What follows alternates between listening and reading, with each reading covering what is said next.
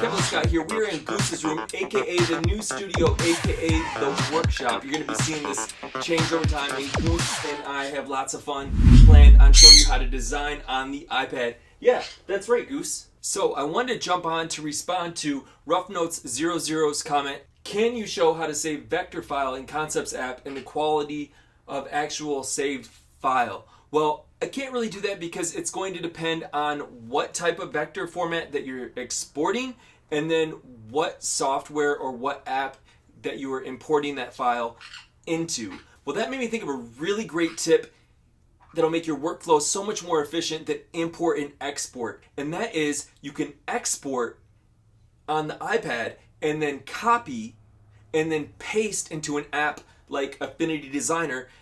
And you can do all of this just using vector files.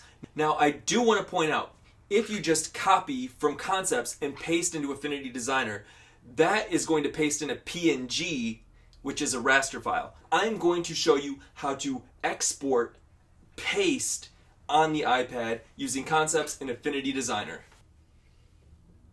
Here is how you select, export, and paste. It's so easy, and that is why it is so useful. The first thing you want to do, go to arrow, or if you have tap and hold or finger to select, you can use that as well, but I'm just going to draw a lasso around that. So I have it selected. Go to export.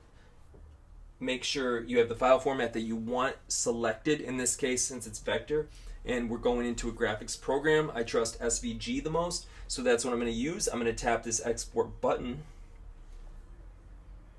Automatically the export to button is going to come up, and I'm going to hit copy. If you accidentally tap off this, just hit export to again, but I'm going to tap copy now.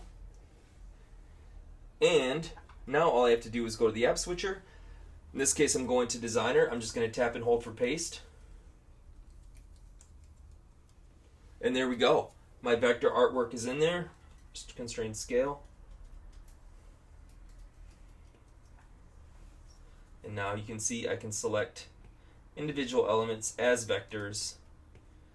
This is really rough, but if it was drawn a little bit more carefully, I wouldn't have so many nodes. But it's still nice to be able to edit it with a vector tool in vector drawing software like Affinity Designer. And what I really like to use this for is creating presentations in Affinity Designer, because it has such a great export workspace, and then I can easily export this out as part of my.